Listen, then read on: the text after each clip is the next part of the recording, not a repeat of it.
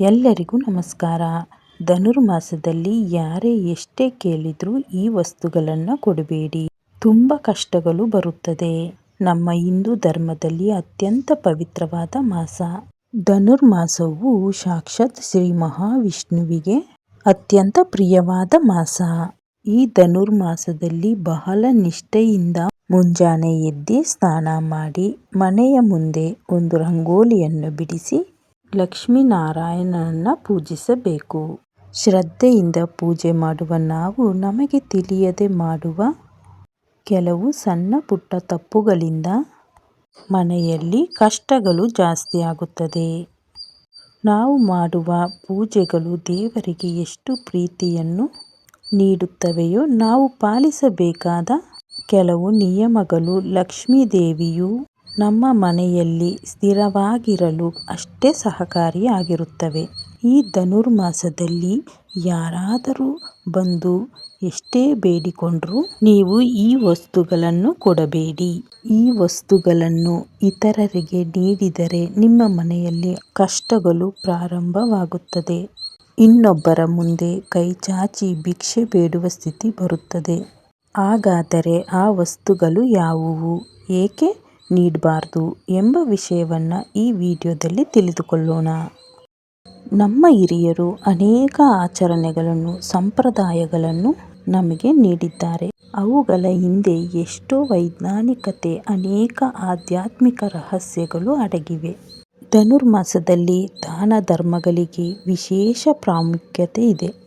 ಈ ಮಾಸದಲ್ಲಿ ಅನ್ನದಾನ, ವಸ್ತ್ರದಾನ ಮಾಡುವುದರಿಂದ ಅಷ್ಟೈಶ್ವರ್ಯಗಳು ಪ್ರಾಪ್ತಿಯಾಗುತ್ತದೆ. ಆದರೆ ದಾನ ಮಾಡಲು ಕೆಲವು ನಿಯಮಗಳಿವೆ. ಯಾವುದನ್ನು ಬೇಕಾದರೂ ಯಾವಾಗ ಬೇಕಾದರೂ ದಾನ ಮಾಡಬಾರದು. ಕೆಲವು ವಸ್ತುಗಳು ನಮ್ಮ ಮನೆಯ ಐಶ್ವರ್ಯಕ್ಕೆ, ನಮ್ಮ ಸೌಭಾಗ್ಯಕ್ಕೆ ಪ್ರತೀಕವಾಗಿರುತ್ತವೆ. ಅಂತಹ ವಸ್ತುಗಳನ್ನು ನಮ್ಮ ಕೈಯಾರೆ ಇತರರಿಗೆ ನೀಡಿದರೆ ನಮ್ಮ ಮನೆಗೆ ಬರಬೇಕಾದ ಲಕ್ಷ್ಮೀ ದೇವಿಯನ್ನು ನಾವೇ ಬೇಡವೆಂದಂತೆ ಆಗುತ್ತದೆ. ಈ ನಿಯಮಗಳನ್ನು ಎಲ್ಲ ದಿನಗಳಲ್ಲಿ ಪಾಲಿಸಬೇಕಾದರೂ ಧನುರ್ಮಾಸದಲ್ಲಿ ಇದರ ಪರಿಣಾಮ 100 ಪಟ್ಟು ಹೆಚ್ಚಾಗಿರುತ್ತದೆ. ಏಕೆಂದರೆ ಈ ಮಾಸದಲ್ಲಿ ಎಲ್ಲ ದೇವರುಗಳು ಭೂಮಿಯ ಮೇಲೆ ಸಂಚರಿಸುತ್ತಾರೆ.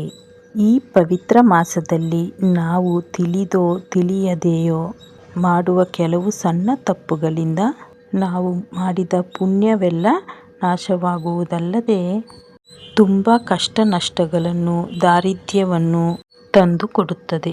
ನಮ್ಮ ಮನೆಯ ಐಶ್ವರ್ಯವನ್ನು, ನಮ್ಮ ಸೌಭಾಗ್ಯವನ್ನು ನಾವೇ ಕೈಯಾರೆ ನಾಶ ಮಾಡಿಕೊಂಡಂತೆ ಆಗುತ್ತದೆ. ಮುಖ್ಯವಾಗಿ ಆ ಮನೆಯ ಮಹಿಳೆ ಲಕ್ಷ್ಮಿಯ ಸ್ವರೂಪವಾಗಿರುತ್ತಾಳೆ. ಆ ಮನೆಯ ಮಹಿಳೆಯು ಆ ಮನೆಯನ್ನು ಉನ್ನತ ಸ್ಥಾನದಲ್ಲಿ ತರುವ ಶಕ್ತಿ ಆ ಮಹಿಳೆಯ ಕೈಯಲ್ಲಿ ಇರುತ್ತದೆ. ಅದಕ್ಕಾಗಿಯೇ ಅವಳನ್ನು ಗೃಹಲಕ್ಷ್ಮಿ ಎನ್ನುತ್ತಾರೆ.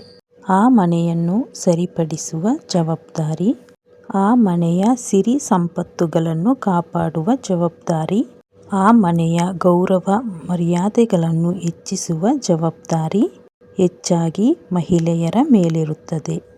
ಆದ್ದರಿಂದ ಈ ಅತ್ಯಂತ ಪವಿತ್ರವಾದ ಧನುರ್ಮಾಸದಲ್ಲಿ ಮಹಿಳೆಯರು ಕೆಲವು ವಿಷಯಗಳಲ್ಲಿ ಅತ್ಯಂತ ಎಚ್ಚರಿಕೆಯಿಂದ ಇರಬೇಕು. ಹಿರಿಯರು ಹೇಳ್ದಂಗೆ ಕೆಲವು ವಸ್ತುಗಳನ್ನು ನಮ್ಮ ಮನೆಯ ಐಶ್ವರ್ಯಕ್ಕೆ, ಸೌಭಾಗ್ಯಕ್ಕೆ ಪ್ರತೀಕ ಸ್ವರೂಪವೆಂದು ಹೇಳಲಾಗುತ್ತದೆ.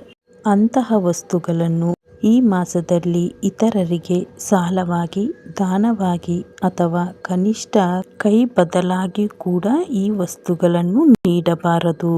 ಒಂದು ವೇಳೆ ತಪ್ಪಾಗಿ ಈ ನಿಯಮವನ್ನು ಉಲ್ಲಂಘಿಸಿದರೆ ಸಾಕ್ಷಾತ್ ಮಹಾಲಕ್ಷ್ಮೀ ದೇವಿ ಆ ಮನೆಯಲ್ಲಿ ನಿಲ್ಲೋದಿಲ್ಲ. ಶಾಶ್ವತವಾಗಿ ಆ ಮನೆಯನ್ನು ಬಿಟ್ಟು ಹೋಗುತ್ತಾರೆ.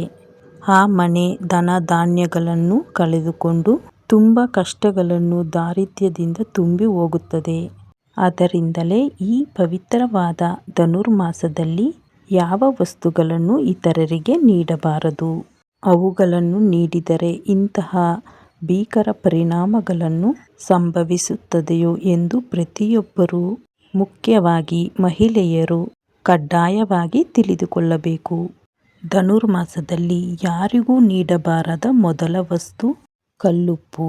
ಹೌದು, ಉಪ್ಪು ಸಾಕ್ಷಾತ್ ಲಕ್ಷ್ಮೀ ಸ್ವರೂಪ ಎಂದು ನಮಗೆಲ್ಲ ತಿಳಿದಿದೆ.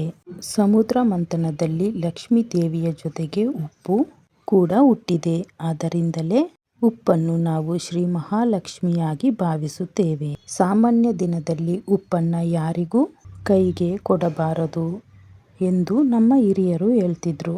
ಅಂತಹ ವಿಷ್ಣು ಮತ್ತು ಲಕ್ಷ್ಮೀ ದೇವಿಗೆ ಅತ್ಯಂತ ಪ್ರಿಯವಾದ ಈ ಧನುರ್ಮಾಸದಲ್ಲಿ ನೀವು ಮನೆಯಲ್ಲಿರುವ ಉಪ್ಪನ್ನು ಅಕ್ಕಪಕ್ಕದ ಮನೆಯವರಿಗೆ ಸಾಲವಾಗಿ ಉಪ್ಪನ್ನು ಕೊಡಬಾರದು. ಅಥವಾ ಅವರ ಮನೆಯಲ್ಲಿ ಉಪ್ಪು ಮುಗಿದಿದೆ ಎಂದು ಕೇಳಿದರೆ ಸಹಾಯದ ಹೆಸರಿನಲ್ಲಿ ಅಪ್ಪಿತಪ್ಪಿಯೂ ಕೊಡಬಾರದು. ಸಾಯಂಕಾಲದ ಸಮಯದಲ್ಲಿಯೂ ಕೊಡಬಾರದು. ಒಂದು ವೇಳೆ ಯಾರಾದರೂ ಬಂದು ಅಕ್ಕಪಕ್ಕದ ಮನೆಯವರು, ಎದುರು ಮನೆಯವರು ಅಡಿಗೆಯಲ್ಲಿ ಸ್ವಲ್ಪ ಉಪ್ಪು ಕಡಿಮೆಯಾಗಿದೆ, ನಮ್ಮ ಮನೆಯಲ್ಲಿ ಉಪ್ಪು ಖಾಲಿಯಾಗಿದೆ, ನಿಮ್ಮ ಮನೆಯಿಂದ ಸ್ವಲ್ಪ ಉಪ್ಪು ಕೊಡ್ತೀರಾ ಅಂತ ಕೇಳಿದ್ರೆ ಈಗ ಕೊಡಬಾರ್ದು ಅಂತ ಹೇಳಿ. ಅಷ್ಟೇ ಹೊರತು ಅಯ್ಯೋ ಪಾಪ ಎಂದು ನಿಮ್ಮ ಮನೆಯಲ್ಲಿರೋ ಉಪ್ಪನ್ನು ಅವರಿಗೆ ಕೊಡೋಕ್ಕೆ ಹೋಗಬೇಡಿ. ನೀವೇನಾದರೂ ಅಯ್ಯೋ ಪಾಪ ಅಂತ ಅವರ ಕೈಗೆ ಉಪ್ಪನ್ನು ಕೊಟ್ಟರೆ ಆ ಕ್ಷಣವೇ ನಿಮ್ಮ ಮನೆಯಲ್ಲಿರುವ ಸಂಪತ್ತು ಅವರ ಮನೆಗೆ ಹೋಗುತ್ತದೆ.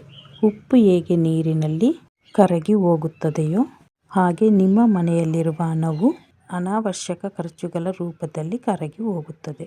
ಆದ್ದರಿಂದ ಈ ಒಂದು ತಿಂಗಳು ಉಪ್ಪಿನ ವಿಷಯದಲ್ಲಿ ಬಹಳ ಜಾಗರೂಕರಾಗಿರಿ. ಎರಡನೆಯ ವಸ್ತು, ಅನೇಕ ಜನರು ಆಗಾಗ್ಗೆ ಕೊಡುವ ವಸ್ತು ಅಕ್ಕಿ. ಅನ್ನದಾನ ಮಾಡುವುದು ಬಹಳ ದೊಡ್ಡ ವಿಷಯ. ಹಸಿದವರಿಗೆ ಅನ್ನ ಹಾಕುವುದು ಬೇರೆ, ನಮ್ಮ ಮನೆಯಲ್ಲಿ ಬಳಸುವ ಅಕ್ಕಿ ಡಬ್ಬದಿಂದ ಅಕ್ಕಿಯನ್ನು ತೆಗೆದು ಪಕ್ಕದ ಮನೆಯವರಿಗೆ ಸಾಲವಾಗಿ ಕೊಡುವುದು ಬೇರೆ.